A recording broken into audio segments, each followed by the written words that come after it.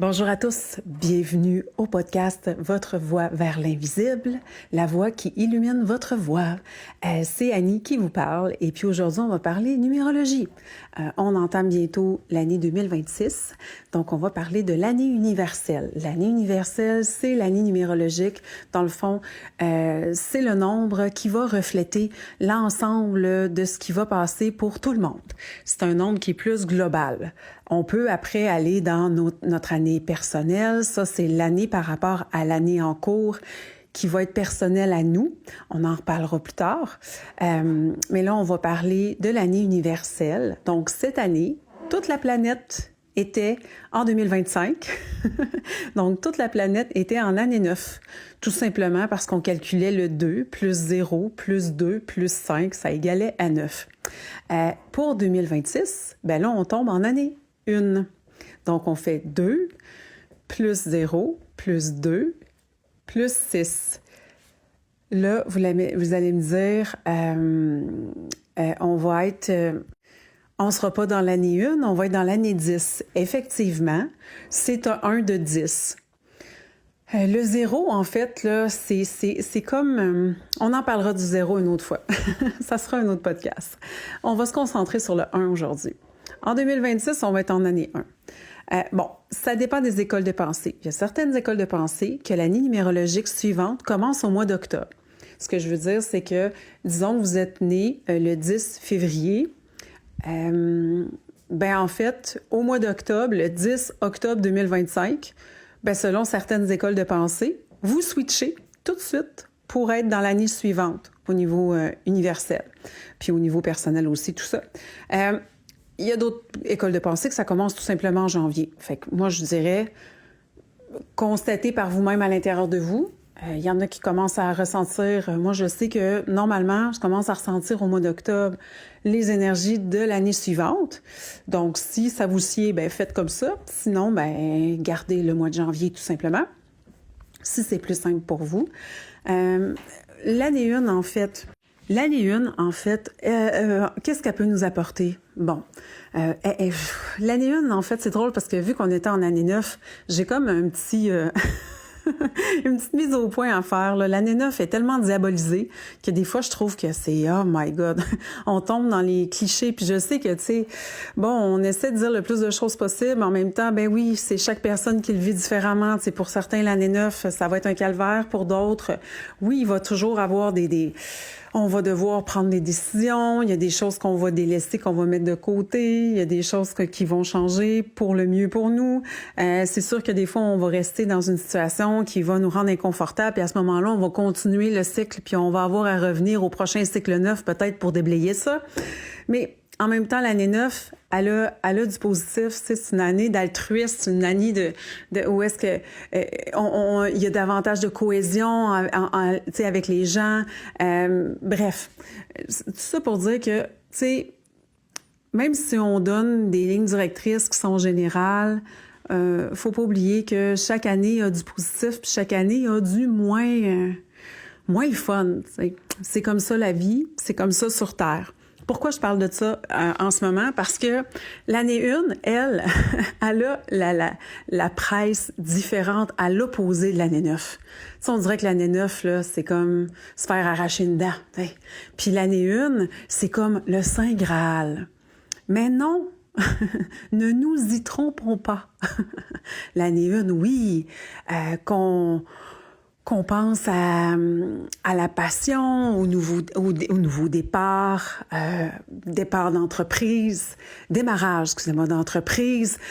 On peut parler aussi de on sème des graines, tu sais. On voit pas encore nécessairement le résultat, mais on sème des graines puis on en sème des graines pour que notre activité ou pour que notre objectif, ça fleurisse, tu sais, pour que ça finisse par donner des fruits. C'est une année, des fois, par exemple, qu'on a tendance à aller rapidement. On peut faire les coins ronds. C'est pas une année de précision, l'année 1. C'est une année, des fois, d'entêtement. Puis aussi, on peut faire des petites jambettes puis des cloche-pieds à la personne à côté pour avancer plus vite. Parce que c'est une carte d'ambition. C'est une carte, excusez-moi, je suis tellement habituée. c'est un nombre d'ambition, c'est un nombre qui fait que des fois, ben oui, ça peut être un nombre qui est un peu nombriliste. Tu sais, c'est la compétition.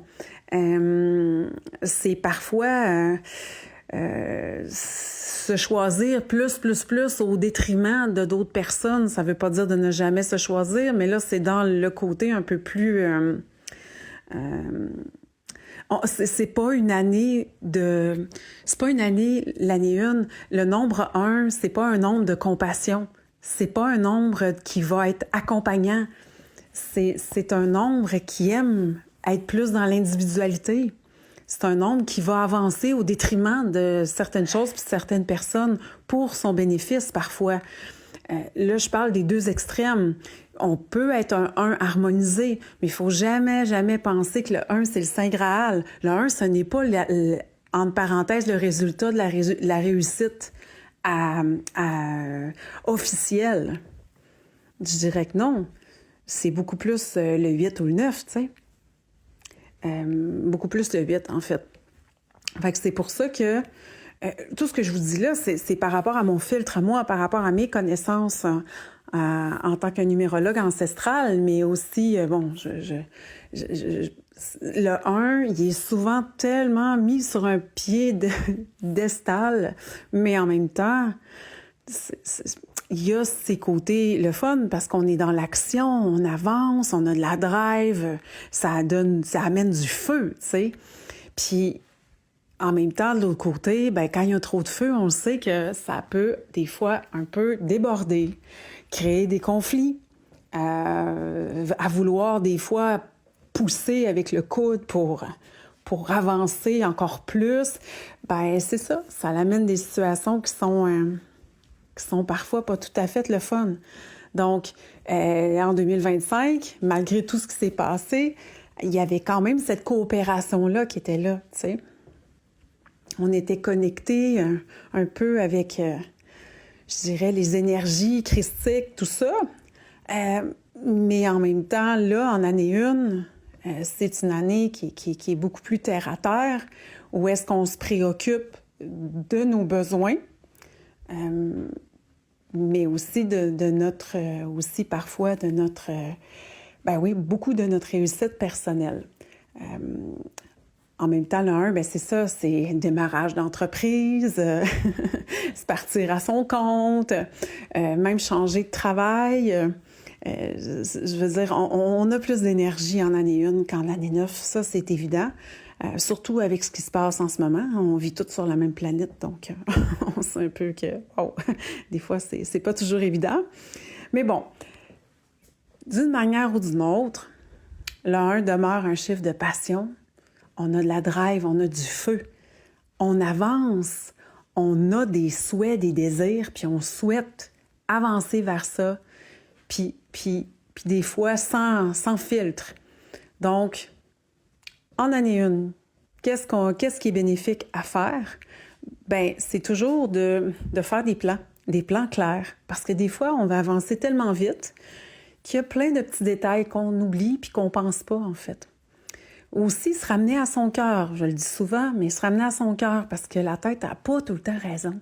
Puis des fois, ben en fait, quand on se ramène à notre cœur, c'est là qu'on voit qu'il y avait d'autres paramètres, là, tu sais, à prendre en compte avant de se jeter dans l'arène puis de combattre le lion. Des fois, on peut juste communiquer calmement, puis ça va se placer, tu sais. Qu'est-ce qui est bon aussi de reconnaître en année 1?